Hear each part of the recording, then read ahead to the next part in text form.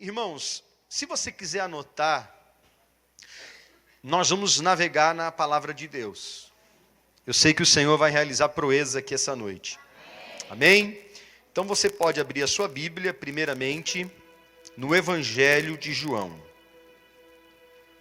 Quem estava aqui ontem? Amém. Quem não estava, por favor? Muitas pessoas, glória a Deus por sua vida, você que está aqui. Nós vamos ministrar uma palavra hoje, e o tema da mensagem é a supremacia de Cristo. Ontem nós ministramos uma palavra, e o tema da mensagem de ontem foi Jesus. Você está vendo? Eu acho que eu vou pregar a mesma mensagem de ontem, irmão. O povo ele ouve e não lembra. É bom assim, daí você não estuda mais a Bíblia, prega sempre a mesma coisa. Ontem nós pregamos aqui Jesus, o centro do cristianismo. E ontem nós falamos acerca da importância de entendermos que é Jesus o centro do universo, Ele é o Senhor, Criador de todas as coisas, e a salvação veio por meio dEle. Ele é o centro do universo, Ele é o centro do cristianismo, mas Ele é o meu Salvador pessoal. A salvação, ela é individual, amém? Ele veio para salvar o mundo, mas Ele salvou o mundo todo? Todos são salvos? Só são salvos aqueles que creem no seu nome, e invocam o seu nome. Nós falamos acerca da propiciação de pecados. O que é propiciação? É remover os pecados. Como remover pecados, irmãos? Se nós mesmos, com as nossas próprias justiças, não temos como remover pecados. Aliás, nós não pecamos uma vez só. Pecamos uma vez só? Nunca, jamais. Pecamos por milhares de vezes. Pecamos mês passado, pecamos semana passada, pecamos ontem e pecamos de ontem para hoje. Alguém pode dizer, pastor, eu não pequei, está pecando agora. Pecado, irmão, não é só fazer algo errado. Algumas pessoas têm um senso de justiça muito podre. Eu nunca matei ninguém. Mas guarda rancor e ódio no coração. O padrão de Deus é, todo aquele que odeia o seu irmão, diz na Bíblia, é assassino. Não estou dizendo que a pessoa mata alguém. O padrão de Deus é, no Novo Testamento, aquele que odeia o seu irmão é assassino. Porque o ódio, ele deliberado, ele libera sentimento de morte. Você já viu alguém com ódio? Graças a Deus, e você nunca odiamos ninguém, né? Mas como é que uma pessoa quando está com ódio faz? Ai, abençoado do Senhor, Deus te abençoe. O ódio deliberado, ele libera, irmão, espíritos de morte. É por isso que um pai com ódio de um filho, ele pode trazer prejuízos terríveis. Uma mãe com ódio de uma filha pode trazer prejuízos terríveis. Então todos nós pecamos. Nós lemos Romanos capítulo 3, o versículos 23, os que vieram ontem entenderam a respeito da justificação por meio de Cristo Jesus. E hoje nós vamos falar acerca de Jesus como supremo. Ele é a supremacia de todo o universo. Então o tema da mensagem é a supremacia de Cristo. Amém? Evangelho de João capítulo 7, versículo 16.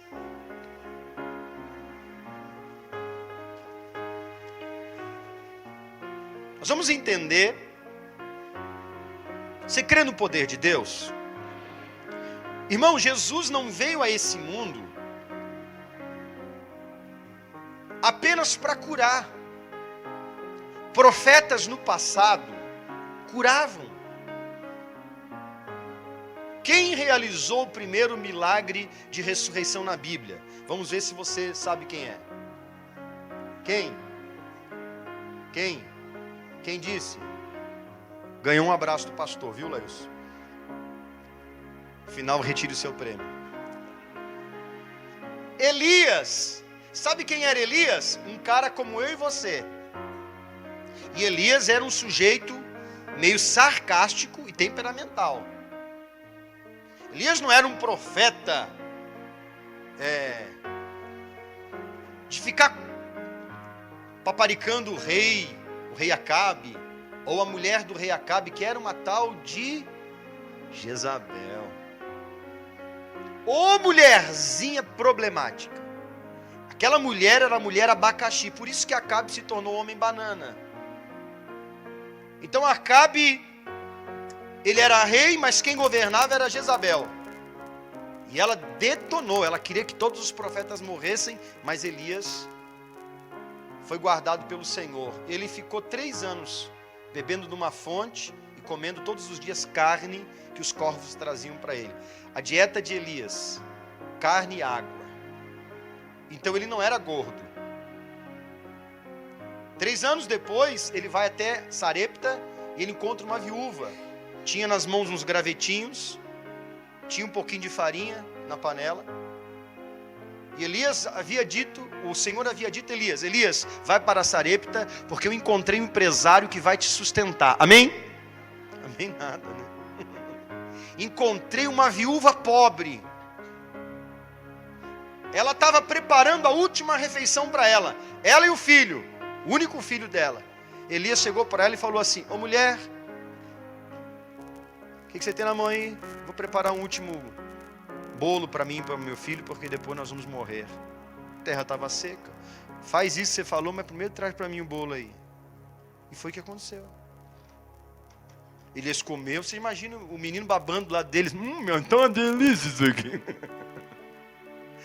É até engraçado, irmão. Elias foi aquele cara que orou e Deus respondeu com fogo. Depois Elias mandou matar e todo mundo que estava adorando a Baal foi morto. Os profetas de Baal foram mortos. 450 profetas de Baal e 400 de Astarote. 850 homens morreram pela mão de Elias. Ele era um cara meio doido, mas a Bíblia diz em Tiago que ele era de carne como eu e você, suscetível a erros. Ou seja, Elias também tinha pecados. Mas o cara, quando orava, irmão, caía fogo do céu. Um dia Elias orou e um morto ressuscitou. Diga glória a Deus. Então você acha que Jesus veio porque ele queria curar doentes? Ele cura doentes porque ele é Senhor. Amém? Vamos lá, supremacia de Cristo. Respondeu-lhe, vamos ler o versículo 15. 7, 15 e 16 de João. E os judeus, maravilhados, diziam: como sabe este homem letras, sem nunca ter estudado? Respondeu-lhes Jesus: o que está na sua Bíblia? A minha doutrina, o meu ensino não é meu, ou a minha doutrina não é minha, mas sim daquele que me enviou. Diga amém. Doutrina é um conjunto de princípios básicos que regem o cristianismo. Ele é o centro do cristianismo. E ele é supremo, ele é o Senhor sobre todas as coisas e sobre tudo. Talvez você conhece alguém que não crê em Jesus. Eu quero dizer para você que até daquela vida ele é Senhor. Não pense você que o diabo tem poder para matar alguém. Ele não tem. Porque quem tem o domínio sobre o tempo, quem tem o domínio sobre a vida, é o Senhor. Amém? Mas por que há tanta maldade no mundo? Por que há tanto pecado? Por causa da desobediência do homem. Se você quer achar um culpado, não é a sua sogra, não é o seu vizinho, não é o seu patrão. Um dia você encontra Adão e chega para ele e diz assim: tu foi cara de pau, hein? Encara ele e diga a ele: você foi cara de pau. Ele foi o primeiro a pecar. E por causa do seu pecado, o homem entrou em condenação. Agora nós lemos ontem que é Jesus quem remove os pecados. mas ele remove os pecados, mas nós continuamos pecando. E agora, irmão? O que fazer? Por isso nós precisamos viver a doutrina, esse conjunto de princípios que veio de Jesus. Veja, os judeus estavam maravilhados. Por que maravilhados? Peraí, esse não é filho de Maria? O pai dele não é aquele que faz os móveizinhos? Quem é esse cara? Quem foi o mestre dele? O mestre dele, irmão, é ele mesmo, é o Senhor, aquele que o enviou.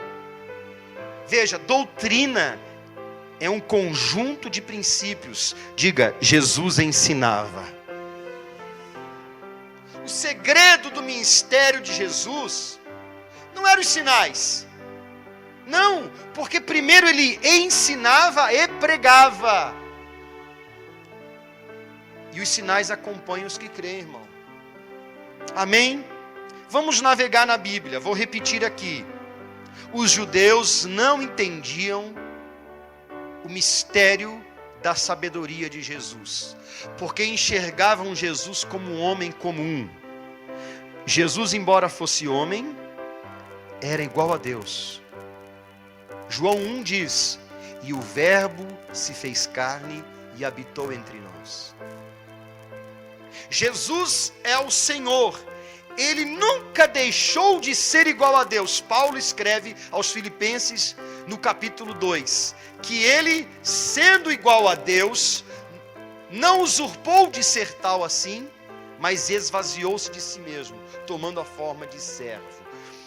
Ele é Senhor, e ele sendo Senhor, ele vinha e ensinava. Havia uma sabedoria e uma autoridade sobre ele que espantava até mesmo os religiosos. Jesus veio fundar uma religião? Não, nós lemos ontem aqui, a verdadeira religião é cuidar dos órfãos, das viúvas, ajudar o próximo e fugir da corrupção do pecado. E aliás, a Bíblia diz que aquele que não sabe refrear a sua língua, sua religião é vã. Tiago 1, 26 e 27. Religião, irmão, é o ato de o homem ligar-se a Deus. Religião nenhuma salva, nenhuma religião cura, nenhuma religião nos ajuda. A religião é apenas o ato do homem querer buscar Deus. Mas qual é o homem que na sua própria consciência, ou na sua capacidade intelectual, ou na sua própria justiça, que é uma justiça baixa, como é que um homem vai conseguir chegar diante de Deus? Só com a propiciação pelo sangue de Jesus. Somente o sangue de Jesus nos purificando de todo pecado. Amém? Então veja, a doutrina de Cristo é essa. Vamos ver o que é a doutrina de Cristo? Abra comigo em Marcos 1. Vamos navegar aqui. Marcos 1, volta um pouco na sua Bíblia.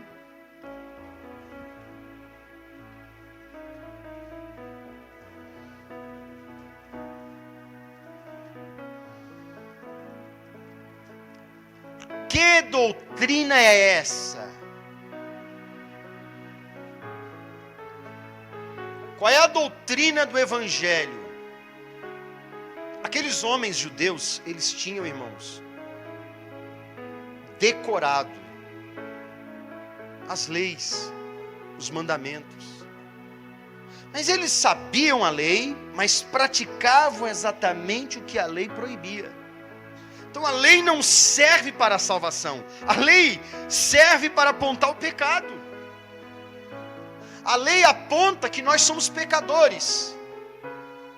A lei aponta o erro do homem, a condenação para o homem. Aqueles homens falavam acerca do Senhor, do Jeová, do Deus Criador dos céus e da terra, e ele estava ali entre eles. E nós lemos aqui em Marcos 1, a primeira fase do ministério de Jesus, ele ensinava nas sinagogas. 21, versículo 21 deste primeiro capítulo de Marcos. Dirigiram-se para Cafarnaum, e assim que chegou o sábado, tendo entrado em uma sinagoga. O que é uma sinagoga? Uma sinagoga é uma pequena congregação de judeus. Para que uma sinagoga tivesse autoridade de um rabino, ela teria que ter 10 casais judeus, no mínimo. Uma sinagoga poderia ser um ambiente como esse aqui, o tamanho do altar, desde que ali 10 casais judeus, em todos os sábados, se reunissem para falar acerca da Torá, dos mandamentos, dos salmos. Jesus entrou em um sábado numa dessas sinagogas, e ele fez o quê? Jesus passou a ensinar o quê, irmão? Aquele povo já sabia tudo de lei. Em ensinar o quê? Se aquele povo já conhecia as escrituras, os profetas. Eles conheciam os rituais. O que eles faziam numa sinagoga? Aprendiam. Mas agora chegou aquele que é o Senhor da sabedoria. Chegou aquele que traz uma nova doutrina. E veja, no versículo 22. E todos ficavam o quê? Maravilhados com seu ensino. Olha para mim. Cristão tem que aprender com a palavra de Deus. Vou te mostrar na Bíblia. Tem gente que passa 20 anos dentro da igreja e ela não sabe nem onde está escrito que Deus ama o mundo de tal maneira, que deu o seu filho, que é o versículo que muitos citam. A pessoa não sabe encontrar nos evangelhos o propósito da salvação. Ela não entende nem o porquê que ela é salva. Eu sou salvo porque o pastor um dia pregou e eu aceitei Jesus. Primeiro que o pastor prega, mas quem testifica a verdade no seu espírito é Deus. Você não está aqui porque você quis vir. Você acha que você quis vir, mas quem te trouxe até aqui foi o Senhor. Já viveu, eu disse, essa igreja tem 40 anos. Quantos passaram aqui? Quantos ouviram o evangelho e se desviaram? Por que as pessoas se desviam? Porque elas estão em pecado e elas não querem demonstrar o seu pecado. E elas precisam de uma muleta, elas têm que culpar alguém. Então eu vou culpar minha sogra. Então eu vou culpar o meu marido. Então eu vou culpar o pastor. Eu vou culpar o irmão da igreja que não olhou para mim ontem.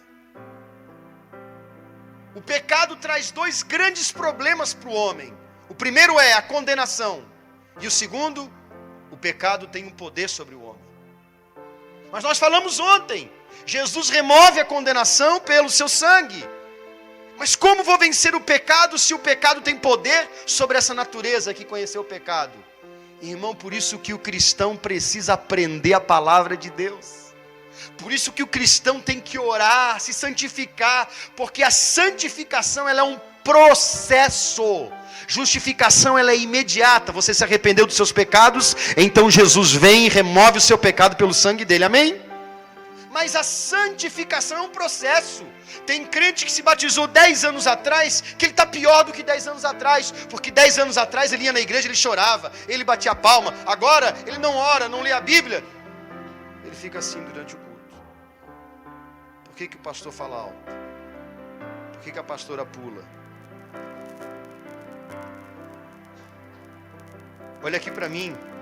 O cristão, ele está num processo de crescimento com Deus. E por que Jesus não te arrebata imediatamente quando você se arrepende do seu pecado?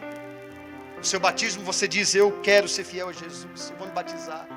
Por que Jesus não te arrebata? Porque há um processo na sua vida a ser realizado, e Ele deseja não só transformar o seu interior, mas Ele deseja agir em você, por você e através de você. Mas eu e você precisamos aprender a doutrina do Evangelho. Que doutrina é essa? Os judeus não compreendiam, ficavam maravilhados. Os judeus ficavam assim: que isso? Quem é ele? Versículo 22, todos ficavam maravilhados com o seu ensino, pois lhes ministrava como alguém que possuía autoridade. Diga essa palavra, autoridade. A Bíblia diz que todos ficavam perplexos, maravilhados com o seu ensino, pois ele ensinava com autoridade, não como os escribas, os mestres da lei. Que autoridade era aquela, irmão?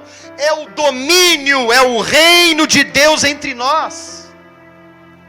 Jesus é supremo. A supremacia de Cristo, ela é de tal forma sobre todas as coisas, que mesmo esse mundo, mesmo essa terra contaminada pelo pecado, quando Jesus veio, Ele tomou essa carne aqui, essa natureza. Quando Jesus veio, Ele veio em santidade. Maria se achou concebida pelo Espírito Santo, amém? Nosso Jesus veio por uma concepção divina. Eu e você fomos gerados em pecados, descendemos de Adão, mas Jesus veio por obra do Espírito Santo. Então somente Ele, o Senhor, é capaz de trazer o reino de Deus. Você está entendendo? O governo de Deus chegou a essa terra. Irmão, nós não dependemos de governo algum. Eu disse ontem, Jesus veio, aquela terra, Jerusalém, estava oprimida. Roma cobrava impostos, irmãos, taxava. Aquele povo judeu estava sofrendo, parecia o governo que nós temos agora. O povo entrava em Jerusalém, pagava imposto. Ia comprar alguma coisa, pagava imposto. Se espirrava, César pediu imposto do teu espirro. O povo andava oprimido, por isso Jesus viu um povo que andava sem pastor. Mas o povo tinha religião, tinha ou não tinha? Tinha, eles sacrificavam no templo, eles iam nas sinagogas, mas havia um domínio sobre eles, de trevas. Diga, domínio de trevas. O homem afastado de Deus, ele não caminha na luz. Preste atenção aqui, não desvie sua atenção, porque agora você está começando a decolar. A supremacia de Cristo se dá porque Ele é Senhor sobre todas as coisas. Ele é superior a tudo. E Ele veio a esse mundo não porque Ele estava solitário no céu. Ai, que tristeza, não tenho o que fazer aqui, eu vou lá na terra.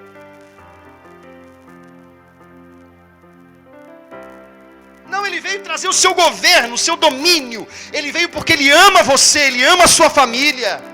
Ele sabe que você estava em trevas. Ele sabe que a sua família estava em trevas. Ele veio trazer luz para a sua vida. Ele veio trazer luz para a sua família. Ele veio trazer domínio, o reino de Deus. Os discípulos, quando foram chamados, irmãos, a maioria deles eram frustrados, tristes, oprimidos. A maioria deles, talvez um dia até, quem sabe, algum queria ser mestre, algum queria ser escriba, algum queria ser fariseu. Jesus veio, irmão, para aquele que não é, para mostrar para os que são, que a verdadeira luz, ela prevalece. Os que sabiam algo, não o receberam. Aliás, eles sabiam tanto que olhavam para Jesus e diziam: quem é ele? Ele não é de Nazaré? Pode porventura vir alguma coisa boa de Nazaré? Talvez você já tenha ouvido isso. Rapaz, olha quem você é, rapaz. Pode vir alguma coisa boa da tua cidade? Você nasceu lá naquele bairro, rapaz. Pode vir alguma coisa do teu bairro? Irmão, Jesus veio, Ele nasceu num buraco. Manjedoura, não era inverno, era verão. Os pastores cuidavam das ovelhas no campo. Quando era inverno, as ovelhas estavam dentro do estábulo. Era um lugar, um buraco de 2 metros. Mas não era inverno, era verão. Então os pastores cuidavam dos seus rebanhos no pasto. E aí Jesus não encontrou lugar para nascer. Será que Ele quis assim? Será que Ele não queria nascer num hotel 5 estrelas, num palácio, porque Ele era rei? Ele nasceu, irmãos, num buraco, para Ele provar para você e para mim, que eu e você podemos um dia andar no buraco, mas Ele é o Senhor que estendeu a mão para nós.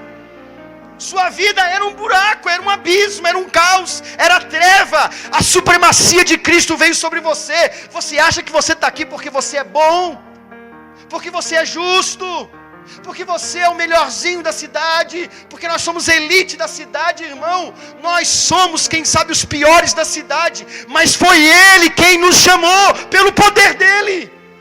Ele é supremo.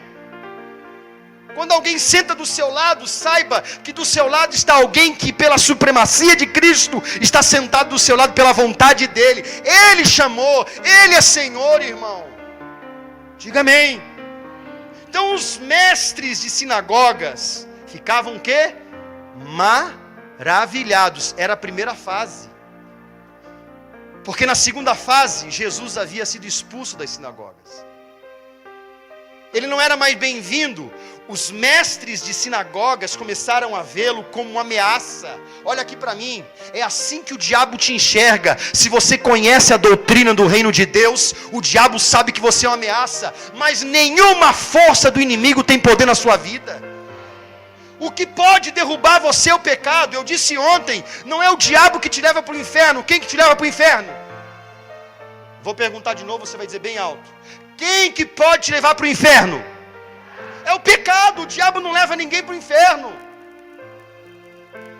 Ele não tem poder, irmão, para derrubar alguém. Ele tem sim inteligência para criar situações. E tem muito crente que não vigia.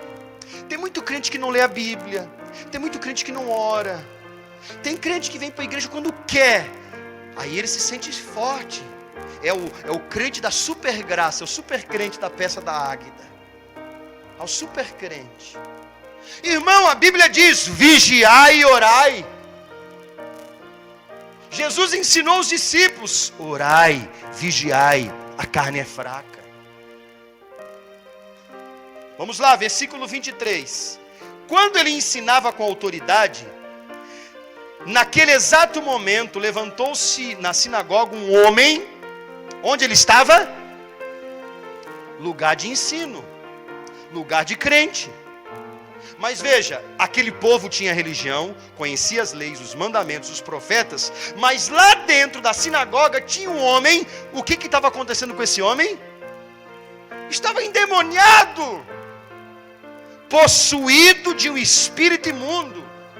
E a Bíblia diz que ele vociferava, ou seja, esbravejava em alta voz: o que queres de nós, Jesus Nazareno? Viestes para a nossa destruição? Conheço a ti, sei quem tu és. E o que o demônio fala? Tu és o... Os judeus não reconheceram, mas ali na sinagoga tinha um cara endemoniado. Quem sabe, irmão, não diz a Bíblia o tempo, mas quanto tempo que aquele demônio não estava naquela vida? Aí você pode dizer assim: pastor, crente pode ficar endemoniado? Aqui está a explicação. Crente que não ora, crente que não vive o reino, crente que não vigia, crente que diz que é crente, mas tem uma vida religiosa, como nós lemos ontem, que não é verdadeira. É claro que o diabo não vai ter medo, ele vai entrar. Aliás, está escrito na Bíblia: não deis lugar ao... É isso? Não deis lugar ao... Essa carta não foi escrita para o mundo. Essa carta foi escrita para a igreja. Vamos lá. Mas Jesus repreendeu severamente. Aí Jesus começou uma sessão espírita, né? Demônio, de onde você vem? Quem te pagou? Qual é o nome do feiticeiro? Foi assim que ele fez? Fique quieto. E faça o quê? Sai dele. O domínio da luz prevalece sobre as trevas. O reino de Deus. Jesus veio para o judeu, e depois do judeu a salvação veio aos gentios. Irmãos, o mesmo poder que estava naquele momento no corpo terreno de Jesus está aqui pelo poder da sua palavra. Então o espírito imundo, sacudindo aquele homem violentamente, gritando com poderosa voz, saiu dele. Versículo 27. Todos ficaram de que forma? Admirados, atônitos e assustados, e perguntavam uns aos outros: o que é isto? O que é isto? Um novo ensinamento. E vejam quanta autoridade. Ou em algumas Bíblias está escrito: que doutrina é esta? Diga comigo: é a doutrina do reino de Deus. Aleluia. Diga: é uma nova doutrina do amor de Deus. Os escribas diziam: os espíritos imundos se sujeitam a ele e prontamente lhe obedecem. E assim, rapidamente, as notícias sobre a pessoa de Jesus se espalhavam por várias direções. E aí nós temos, irmãos, na sequência do texto, no versículo 29, a segunda fase. A primeira fase do ministério de Jesus era, ele ia nas sinagogas, até que depois ele não tinha mais permissão para entrar. Então Jesus ia nas casas. No versículo 29, Jesus entra na casa de Pedro. Ele entra, a mulher está acamada, veja no versículo 29. E assim que saíram da sinagoga, dirigiram-se à casa de Simão e André, juntamente com Tiago e João. E a sogra de Simão estava deitada com muito o quê? Veja o reino, a doutrina, o poder, a unção. E Jesus, no versículo 31, aproximando-se dela, tomando-a pela mão, levantou. E a febre imediatamente a deixou, e ela se pôs a servi-los. Diga glória a Deus.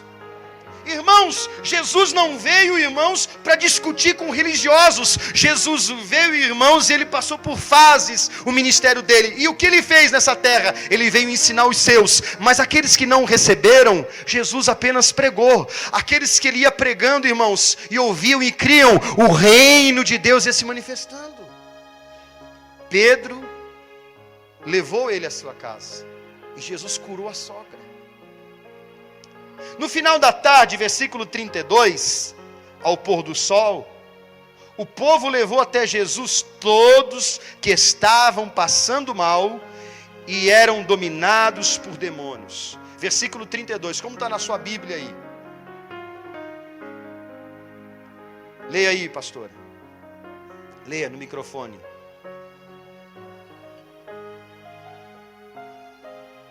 Ao anoitecer, depois do pôr do sol, o povo levou a Jesus todos os doentes e os endemoniados. As pessoas levavam a Jesus quem? As pessoas estavam clamando por essa nova doutrina, queriam aprender com Jesus aquilo que os religiosos não ensinavam. A religião muitas vezes produz frieza, irmão. A religião muitas vezes torna a pessoa fria perante Deus. Ah, eu sirvo a Deus. Irmão, sirva a Deus, sirva com o teu coração. Então as pessoas que te cercam, zele pelo princípio fundamental da fé. Se você crê em Deus, se você o ama, então você vai amar quem está próximo. Porque se você diz que ama a Deus e não ama o seu irmão que está do seu lado, então o seu amor é mentiroso. A doutrina nova do Evangelho é essa, é o domínio de Cristo sobre aqueles que creem. Eu era dominado e governado por treva. Quando Jesus entra, a luz domina sobre a minha vida. Então a minha vida passa a ser governada por Cristo, amém? Veja, a primeira fase na sinagoga, a segunda fase nas casas, e a terceira fase, a Bíblia diz no versículo 33, e assim a cidade inteira se aglomerava à porta da casa. Jesus curava muitos de várias enfermidades, bem como expulsou diversos demônios. Aí no versículo 38 nós temos assim Jesus dizendo, e Jesus os instruiu aos discípulos, vamos seguir para outros lugares, as aldeias vizinhas, a fim de que eu pregue ali também, porque para isto eu vim. Irmão, Jesus não escondeu a luz precisa ser levada a todos. Agora teremos aqueles que vão amar mais as trevas, que vão amar mais o pecado. Jesus ensinou sobre isso. Vai haver pessoas que vão amar o pecado, e se elas vão amar o pecado, deixe que ame o pecado, elas vão colher do pecado. Mas se nós amamos a Deus, então nós vamos querer aprender da sua doutrina, do seu amor. Nós queremos então receber a Cristo e viver com Ele diariamente, porque Ele é o meu Senhor, meu Salvador, meu resgatador. Ele me justifica do pecado, Ele, o justo e justificador, me justifica e me prepara, me santifica pela palavra, pelo seu Espírito, amém? Então nós temos que amar a luz, amar a doutrina de Cristo. Isso é a supremacia, Ele é supremo sobre todas as coisas. Ah, mas aquele que está em pecado e em treva não quer Deus. Irmão, não quer Deus, tudo bem, mas Ele é supremo sobre aquelas vidas. E um dia, quem sabe, essa pessoa que você conhece que hoje não quer Jesus, quem sabe um dia chegue ao coração dela a palavra de Deus. Nós não sabemos o tempo da salvação. Por isso que você nunca pode dizer assim, essa pessoa aí, eu não vou mais orar por ela, o meu vizinho, o meu amigo, eu não vou orar mais pelo meu irmão já cansei de convidar ele para ir para a igreja. Irmão, não desista, porque algum dia você também não aceitou, e você resistiu, até que um dia, a supremacia de Cristo entrou no seu coração, a vontade perfeita dele. A luz prevaleceu sobre o teu coração, dominado sobre as trevas. Aleluia! Vá lá para o livro de Colossenses agora, por favor. Lá na epístola de Paulo aos Colossenses.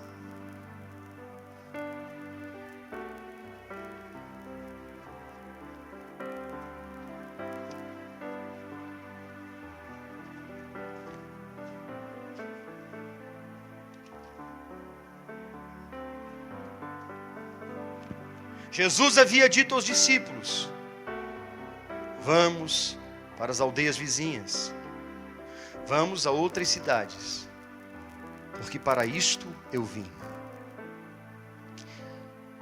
Jesus veio ao mundo, não foi para uma meia dúzia de crente, ser cheio do Espírito Santo, falar língua estranha, e depois que acaba o culto ir para casa. Não se mistura aí. Essa aí é pecador. Esse aí é pecador.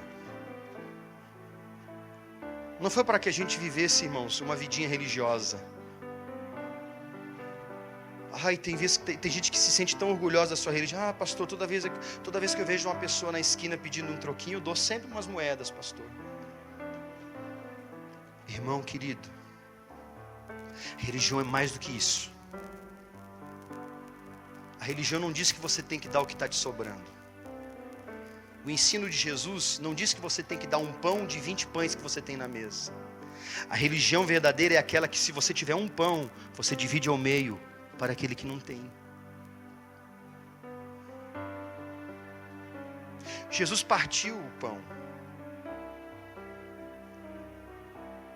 A verdadeira religião é você ver alguém necessitado e você pensar, eu acho que tem uma roupa no meu guarda-roupa. Eu lembro que tem um agasalho de 1979 no meu quarto, está guardado. E até está meio poído, mas vai servir nessa pessoa, ela é pobre. E aí você se sente orgulhosa, você pega aquele agasalho, que você tem que botar uma máscara para tirar ele do guarda-roupa. E você chega cheio de orgulho para Deus: Senhor, como eu amo as pessoas. Ai, glória a mim, Senhor, seja exaltado o meu nome. A verdadeira religião é você ver alguém com frio e você sabe que está cheio de casaco no seu guarda-roupa, e você olhar para aquele que é seu, que você, esse casaco aqui é meu, eu vou dar. Toma aqui. E você não conhecer a pessoa, não saber o nome dela, nunca mais, quem sabe, encontrar ela, mas você fazer por ela porque você não a conhece, quem sabe é Jesus ali na sua frente. Um dia que o pastor Leandro veio pregar aqui, veio um menino lá de Goiânia. E o pessoal acha lá de Goiânia que aqui, quando a gente fala de frio, é 18 graus, 20. Isso é frio para eles. E era um inverno, estava dando 1 grau aqui no culto da noite. E aquele menino estava lá fora, a porta era de vidro, ele estava lá fora. O pastor Leandro falou: vocês vão comprar um material lá com o nosso missionário. Ele estava com uma camisa de gola, igual essa aqui. Ele estava assim, o pastor Leandro: tem aí o material, irmão? Ele fez assim. Ele estava congelando. E quando a gente foi comer ali embaixo,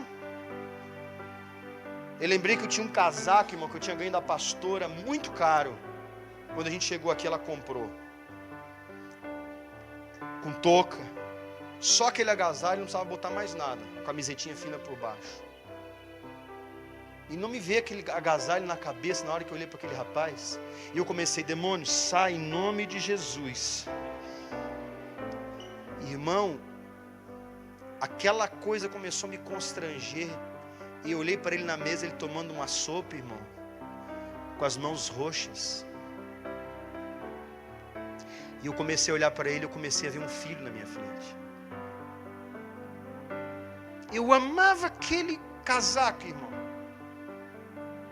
Mas Deus provou naquela hora para comigo: dê aquele casaco. E eu fui em casa, e eu cheguei lá dentro e falei assim, ele estava sentado, eu falei: ei, vem cá fora aqui. Aí eu olhei para ele e falei assim: tu tem a minha altura? mais ou menos assim, pega esse casaco, prova. E já fui assim, para bem longe dele. Porque dentro de mim ainda tinha uma voz dizendo assim, não vai servir, não vai servir. E ele saiu do banheiro, eu disse, serviu? Ele falou, certinho, pastor. Fechou, botou o capuz. Eu fui para casa naquela noite, não fui orgulhoso de mim. Irmão, quando as coisas te dominam, então é porque o domínio de Cristo ainda não está na sua vida. A supremacia de Cristo te torna tão fervoroso por Deus, que você não está mais preocupado com um calendário seu, você está preocupado em agradar a Deus e não se importa com a vontade dEle. Porque tem gente que faz assim, não, eu vou fazer o meu calendário primeiro, pastor. Essa semana não vai dar, talvez na sexta eu venha. É a Semana Santa. A Semana Santa é a semana que nós lembramos do sacrifício de Jesus. Quem é Jesus para você? O teu Salvador pessoal, amém? Então você não está aqui só para receber uma bênção nova. Você está aqui porque você está dizendo, eu estou aqui porque eu amo o Senhor. Porque Ele é Senhor na minha vida. Irmão, você está aqui porque o domínio de Cristo está na sua vida. E se está o domínio, a supremacia dEle na sua vida, então todas as coisas vão caminhar de acordo com a vontade dEle. Nenhum mal, nenhuma praga, nenhuma maldição, nada. Se há alguém na sua família que você está orando, em nome de Jesus, há o domínio de Cristo sobre a sua vida. Calma, espera, aguarde, Deus vai triunfar na sua vida, nesta área. Ele venceu a morte, não vai fazer você vencer essa área da sua vida. Quem sabe você é viciado em alguma coisa, você está aqui essa semana, entregando essa área para Deus, dizendo, Senhor, tenha domínio sobre a minha vida. Você não pode ser dominado pelo pecado. Colossenses 1.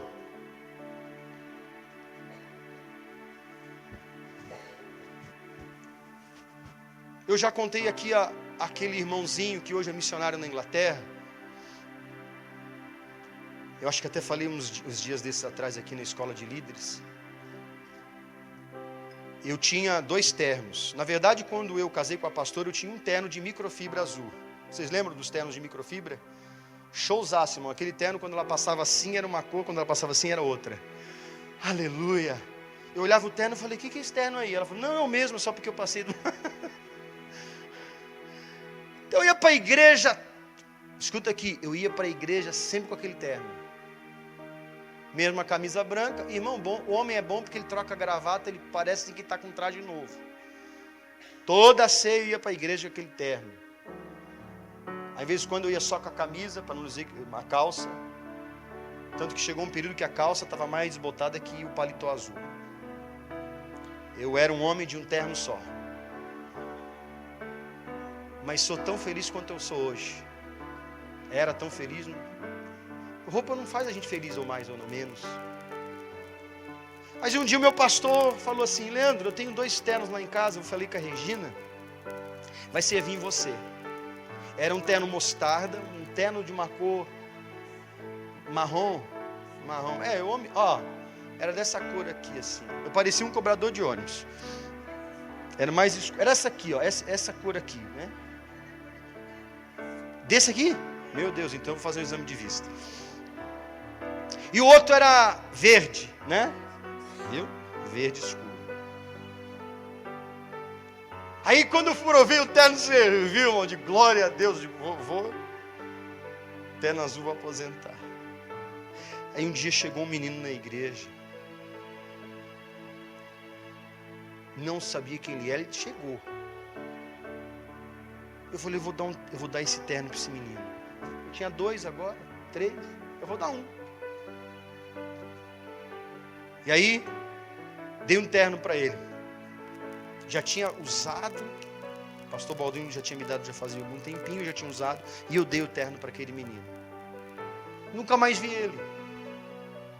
Mas o Facebook é uma coisa engraçada, irmão. O Facebook, ele pode até afastar algumas pessoas próximas, mas ele aproxima quem está longe. E o garoto me adicionou, e ele escreveu assim para mim, pastor, você lembra de mim? Eu falei, não lembro não. Ele falou, pois é, uma vez eu conversei com você na igreja, você me deu um terno. Hoje eu sou missionário na Inglaterra. Pastor, eu queria te agradecer. Ele tinha chegado na igreja. Olha aqui para mim. As coisas estão te dominando? Então Jesus não é a supremacia na sua vida. Ele é a supremacia no universo. Ele tem todo o domínio sobre todas as coisas. O problema é que o nosso coração, a nossa vaidade, o nosso orgulho impede o movimento de Deus na nossa vida. Tem muitas pessoas endemoniadas porque ainda não permitiram que o Senhor seja superior, supremo na sua vida. Não permita que o pecado governe você. E eu aqui quero mostrar para você que Paulo explica sobre isso. Colossenses 1,13, você achou? Veja o que ele diz. Ele nos resgatou do domínio da onde? Das trevas. De onde Jesus te resgatou? Do domínio das trevas. As trevas não dominam mais sobre a tua vida. E Ele nos transportou para o reino do seu Filho amado. A doutrina de Jesus, a sua doutrina, o seu ensino é baseado nisto. Jesus nos tira das trevas e nos transporta para o reino do seu amor. Ele nos tira das trevas para o reino da luz. Hoje você e eu não somos dominados por trevas. Jesus venceu a morte, Ele ressuscitou dentre os mortos. E por quê? Porque Ele é o primogênito de todas as coisas. Ele é vencedor. E um dia eu e você, embora vamos morrer nessa terra, mas um dia estaremos em glória com Ele, irmãos, amém? Olha o que diz a Bíblia, versículo 14: em quem temos a plena redenção por meio do seu sangue, isto é, o perdão do quê? Então há uma solução para você que pensa, pastor, como é que eu vou vencer o pecado? Você vence o pecado porque Jesus remove os seus pecados no tempo da ignorância. E a partir de agora a sua vida é governada por Ele. O pecado não tem mais domínio sobre você. Você não sai da igreja e vai ali para o bar da esquina. E você pode ir. Pode ou não pode? Eu não proíbo você. Você me proíbe de ir no bar? E por que nós não vamos para o bar depois de um culto? Porque outra hora nós éramos dominados pelo pecado. Pastor, eu fui no bar ontem, isso quer dizer que eu pequei no bar? Depende, se você tomou uma Coca-Cola. Eu posso sair daqui e eu posso ir para um show. Alguma coisa me proíbe? Você me proíbe? Eu proíbo você? Ah, você vai para a igreja, o pastor faz lavagem cerebral. Não, irmão, nós temos a ciência de que o nosso coração está pegado em Deus, nós queremos agradar a Ele. Nós não estamos mais no domínio das trevas. E olha, se você é um pecador, como eu sou pecador, até quando a gente peca, a gente é um mau pecador. Porque quando eu e você pecamos, nós sabemos que estamos pecando. Porque sabemos que Ele é o Senhor. Amém? Ele é a imagem do Deus invisível, o primogênito de toda a criação, o primogênito porque vem primeiro, porquanto nele foram criadas todas as coisas, nos céus e na terra, as visíveis e as invisíveis, olha aqui, sejam tronos ou dominações, sejam governos ou poderes, tudo foi criado por ele para... Então todas as coisas estão sujeitas a quem? A ele. Diga, Cristo é superior. Não pensa que Jesus é aquele Jesus, fraquinho, carregando a cruz. Irmão, Ele estava fraco porque Ele não havia dormido, Ele não havia comido, Ele havia sofrido tapas, açoites, foi machucado, foi ferido. O corpo dele estava sentindo um peso de uma cruz, mas Ele não era fraco. Ele é o Senhor da glória, Ele é o Rei da glória, Ele é o Criador de todas as coisas, Ele é dominante sobre todos os que dominam, Ele é Senhor sobre todos os seres que são visíveis ou invisíveis. Quem que é invisível? Meu marido, pastor. Não. Quem que é invisível, irmão? Você vê anjos? Você vê anjos? Não. Você vê demônios? Mas eles existem. Vou repetir. sejam tronos ou dominações, sejam governos ou poderes. Ele está falando de algo espiritual. As trevas te dominam?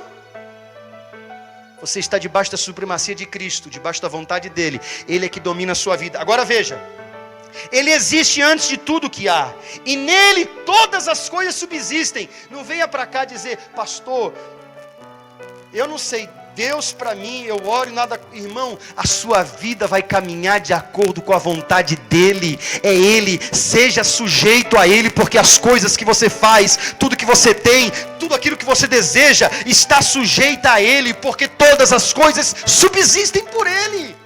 Então a igreja tem que crer no principal atributo de Deus. A igreja hoje, a igreja evangélica brasileira, irmão, as igrejas hoje pregam um monte de besteira, mas elas não falam que Deus é justo, que Deus é reto, que Deus é santo e principalmente que Ele é poderoso.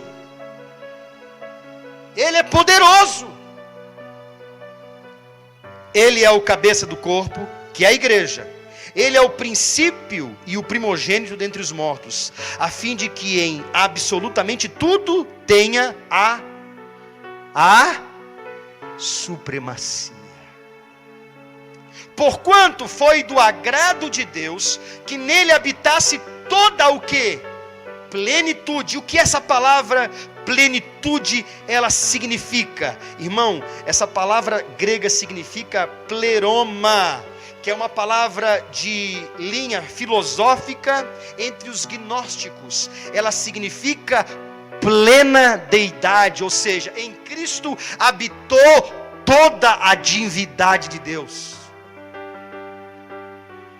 Se toda a divindade estava em Cristo, Ele tinha onisciência, Ele tinha onipotência, Ele era santo, Ele é justo, não havia um erro nele. O próprio Deus aqui entre nós, o Criador aqui entre nós. Você quer a maior prova de um amor, de um Deus tremendo? Agora veja, e por meio dele, por seu intermédio, nos reconciliasse consigo todas as coisas, tanto as que estão na terra quanto as que estão nos céus, estabelecendo a paz pelo seu sangue vertido aonde? Cristo nos reconciliou. Nos tirou das trevas para o reino da luz, nos tirou da discórdia para com Deus, para nos tornar amigo de Deus. E a vós outros também, que no passado éreis estranhos, inimigos de Deus, conforme demonstrado pelas obras más que praticáveis, agora, entretanto, Ele vos reconciliou no corpo físico de Cristo. Diga, corpo físico de Cristo. Isso prova que o corpo de Jesus foi moído, foi ferido. Nós estamos na Semana Santa, lembrando do sacrifício de Jesus. O corpo de Jesus sofreu para que eu e você fôssemos o quê? Amigos de Deus. A Bíblia diz que por meio da sua morte, para vos apresentar santos, inculpáveis. Irmão, quando Deus olha para mim, para você, Ele vê a marca de Jesus, então os pecados foram removidos. Quando Ele olha para nós, Ele não nos vê como pecadores. Se eu sou sujeito a Cristo, Ele vê eu e você como inculpável. O sangue de Jesus nos purifica.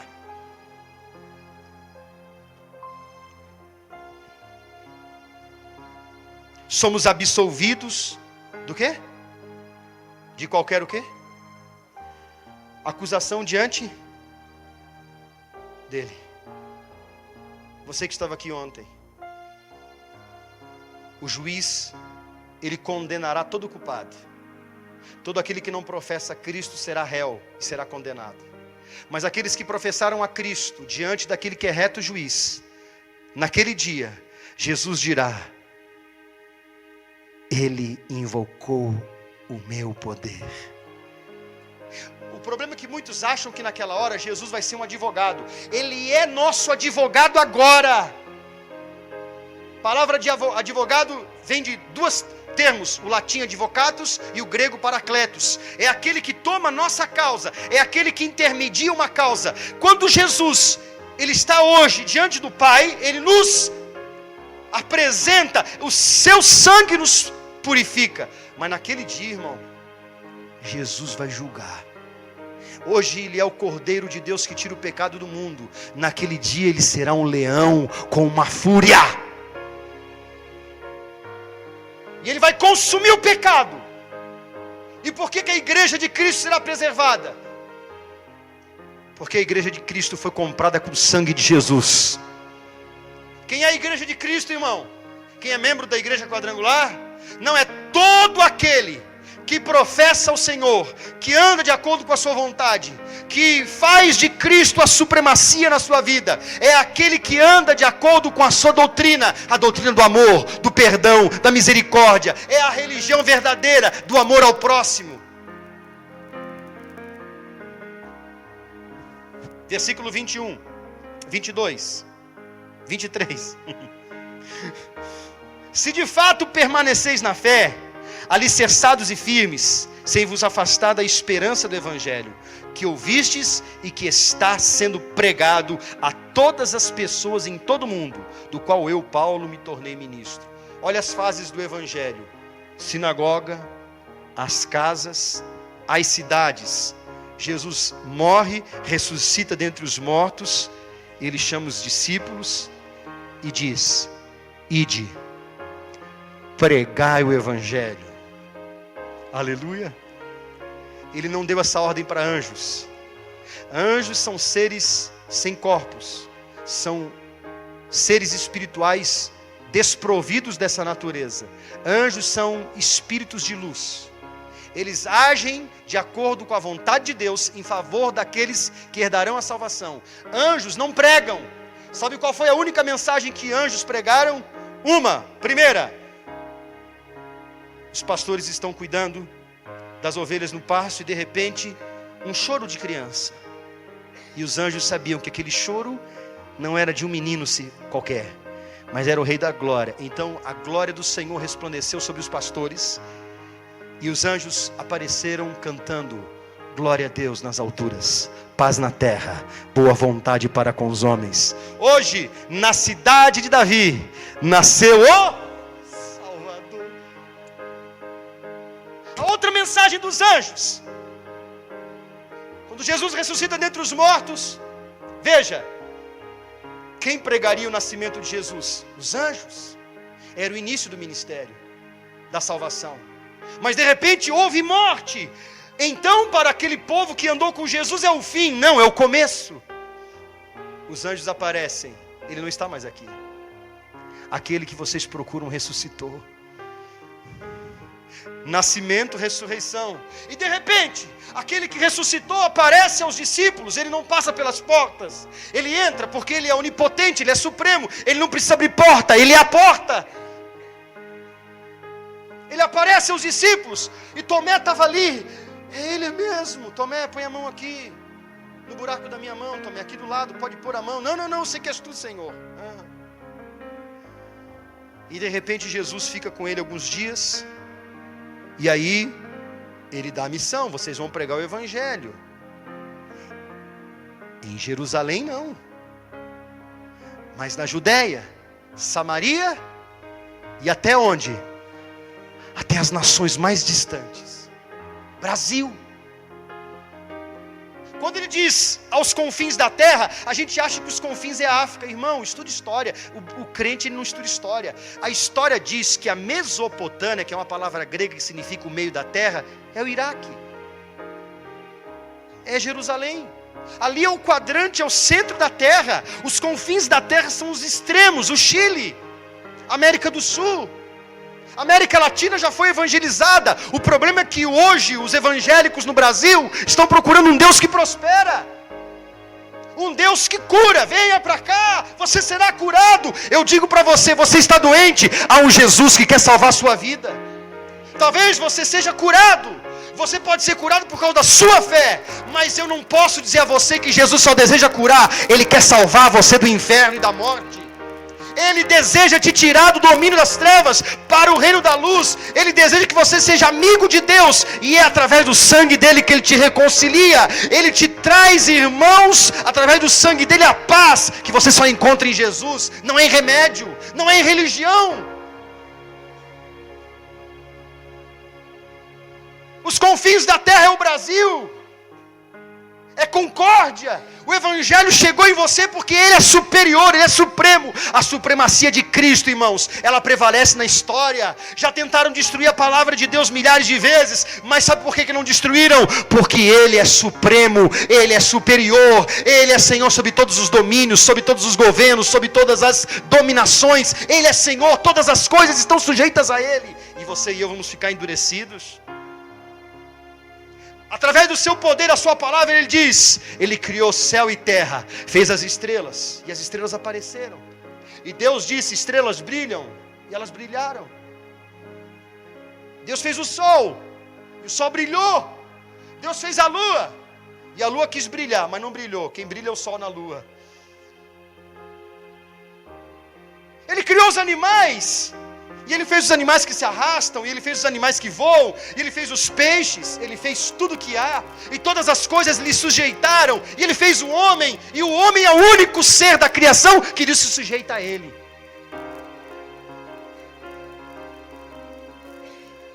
Você deve conhecer alguém que é duro.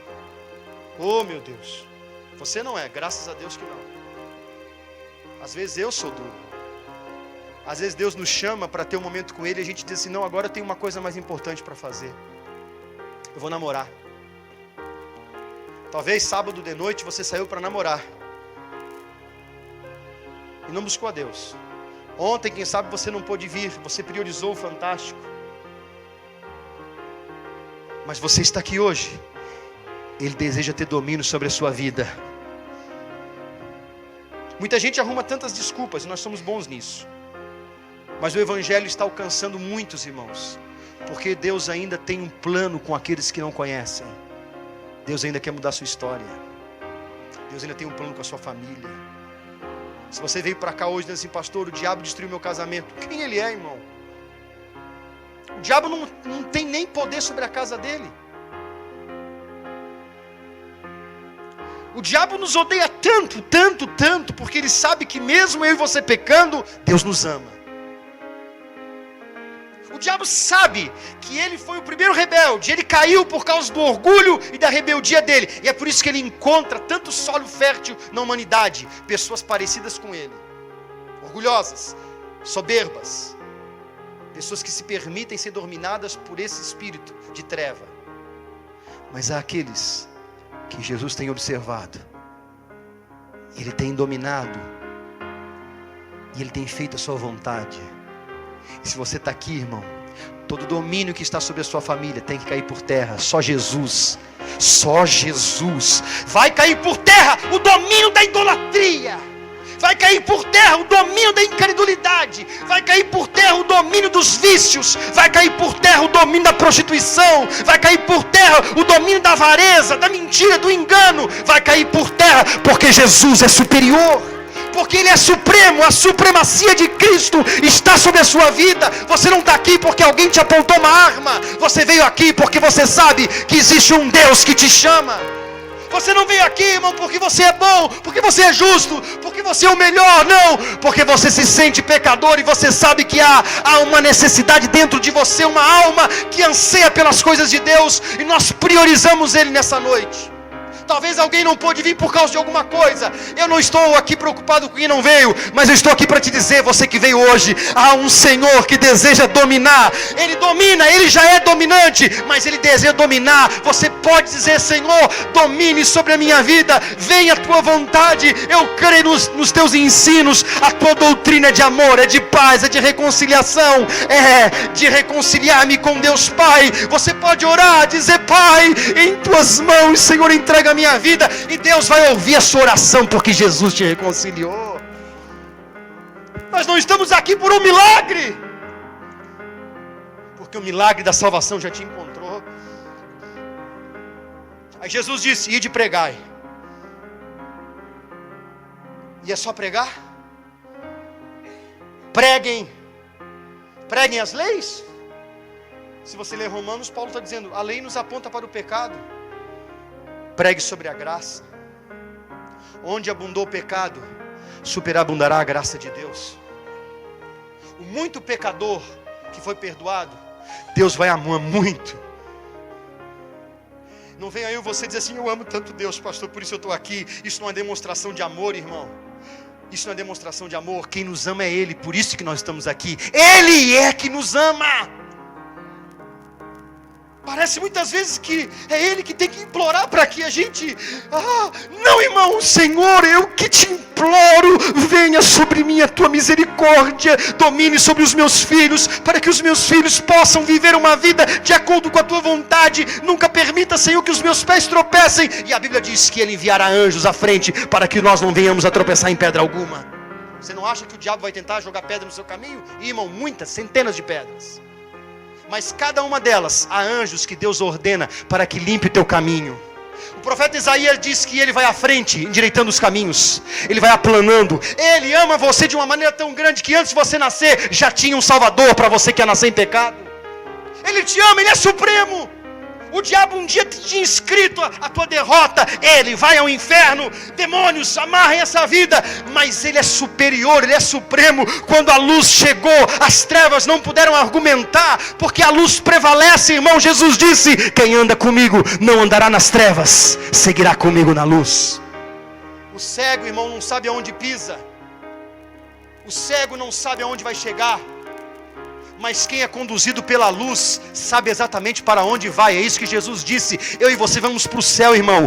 Tem um lugar guardado para você, para mim, lá no céu, na glória. Esse corpo pode sofrer as coisas dessa vida. Você pode ficar gripado, doente, não tem problema. Um dia eu e você vamos partir. O que importa é que o meu nome esteja escrito lá. Ele é supremo. O diabo não tem poder sobre a minha vida. Diga glória a Deus. Vamos orar, fique em pé.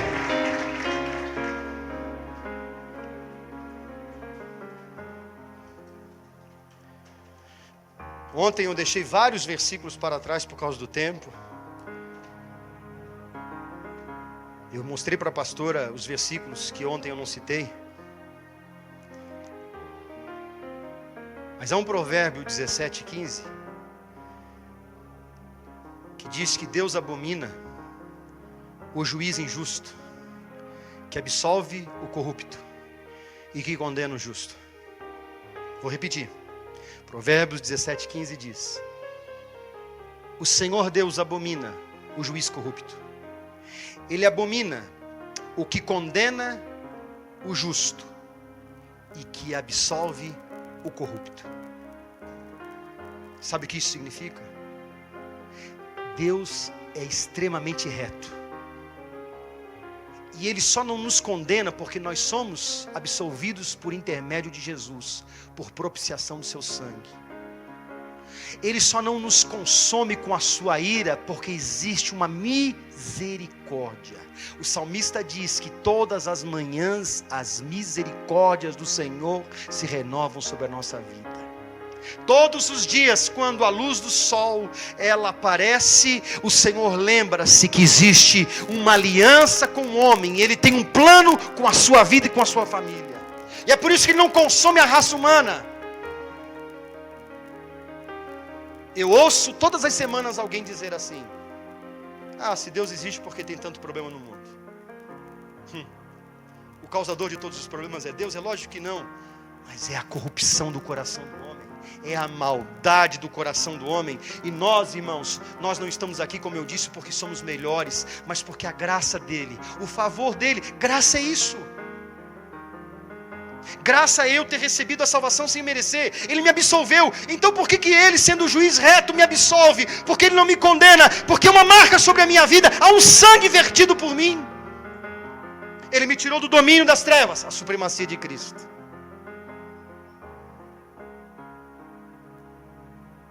Então o diabo não vai poder argumentar. Você sabe qual é o único pecado imperdoável? O Espírito Santo representa a glória de Deus.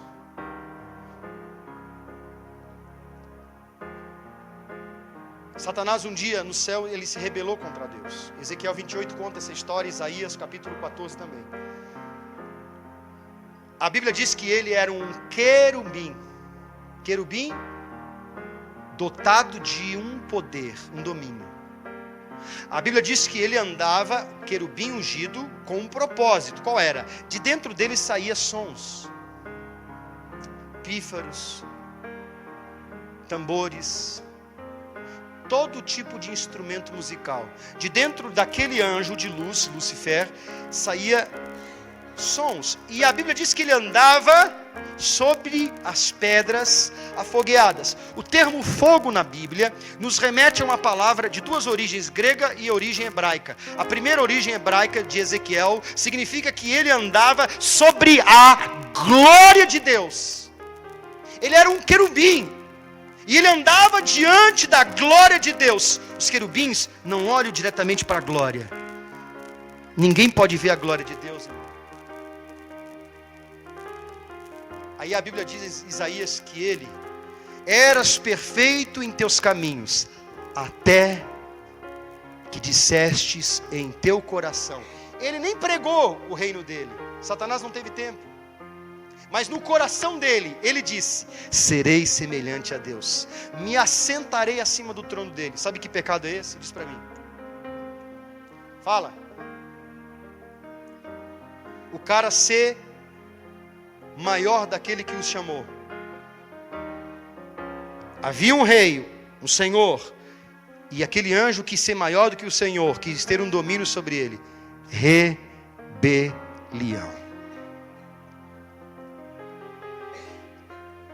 Toda vez que você insurge contra a sua autoridade, você é rebelde. Filho que está aqui, o diabo não precisa que você peque na esquina. Basta você se levantar contra o seu pai. Você já fica endemoniado. Por que tem tantos problemas no mundo? Claro! Eu disse ontem aqui, por que os alunos hoje não respeitam mais os professores? Por isso que temos mais centenas e milhares de jovens fazendo barbaridades, porque hoje os professores estão assim. Você lembra, mãe? Você que tem 50 anos naquele tempo, que você estudava nos anos 70 e 80? E hoje? Professores com depressão, oprimidos, porque os alunos maltratam, falam, criticam, falam alto, brigam. E os pais? Não pode mais dar um tapinha na bunda. Porque senão o conselho tutelar vai estar lá. Eu não sou a favor de você bater em filho. Mas quer dizer que você não pode corrigir seu filho, mas um dia a polícia vai ter que corrigir. E é por isso que nós temos uma geração rebelde. Os judeus estavam se mobilizando contra Jesus, porque ele cresceu. As pessoas seguiam ele nas ruas, nas cidades, de cidade em cidade, nos desertos. E aí um dia, alguns homens pediram um sinal para Jesus. A palavra grega sinal significa domínio, poder. Ele respondeu: uma geração má e adúltera pede um sinal. Mas eu vos darei apenas um sinal, o do profeta Jonas. Porque Jonas foi o quê? Rebelde. Ele saiu da vontade de Deus. Ele disse: não vou fazer o que Deus quer. Toda maldade do homem está relacionada a esse pecado, de se rebelar contra a vontade de Deus ou alguma autoridade que Deus constitui. Não vá contra a autoridade da Dilma porque ele é presidente. Eu disse ontem, a Dilma é a sabedoria em pessoa. Eu estou profetizando, irmão. Mas eu não posso falar mal da Dilma. Como é que eu vou para a rua? Fora Dilma, fora Dilma. Irmão, eu não sou do PT não. Não pertenço a partido político. Você já imaginou Jesus nas ruas de Jerusalém? Fora Nero, fora César, fora Pilatos. Não. Jesus se sujeitou. Se sujeite a Deus, irmão. Se sujeite à vontade dele. Pastor, eu tenho um patrão que é miserento. É a mistura de miserável com avarento. Pastor, o homem é... Olha, faz 3 anos que eu estou lá, eu estou ganhando o mesmo salário. Desde que comecei, já pedi aumento, ele não me deu aquele miserento, pastor. Em vez de reclamar, de pegar a folha de pagamento e ver os descontos e murmurar, pega a folha. Senhor, eu sou fiel a ti. Te agradeço pela empresa que eu trabalho. Eu abençoo o miserento do meu patrão. Tem um monte de crente que quando quer emprego, ai, por favor. Ai, eu tenho 2 filhos, 3 filhos, 4 filhos, 5 filhos, sei lá quantos filhos. Me ajuda aí, cara. Eu pago aluguel. Aí o cara dá emprego. 6 meses depois, ele começa. Saco. aguento mais trabalhar nessa empresa. Olha aqui para mim, o diabo não precisa que você entre no bar. O diabo não precisa que você vá em lugares para você pecar. Basta você murmurar. Você entendeu por que o diabo domina em tantos lares e tantas famílias? Quem é que é o supremo? É Jesus. Mas muitas vezes nós não andamos de acordo com a vontade dele. Então essa noite, irmãos, eu não vou falar sobre perdão, porque o perdão nós vamos ministrar amanhã. Mas eu quero pedir a você que você curve a sua cabeça agora. E você reconheça a supremacia de Deus na sua vida. Ontem nós chamamos pessoas aqui na frente para vir e entregar suas vidas para Jesus. Eu quero orar agora e pedir que Deus venha sobre você. Que a unção do Espírito Santo traga esse entendimento que você precisa deixar Jesus ser o Senhor sobre ti. Pai querido e Deus santo, o recado da tua palavra foi ministrado nesta noite. Nós queremos, meu Deus, declarar a nossa dependência, a nossa sujeição em ti.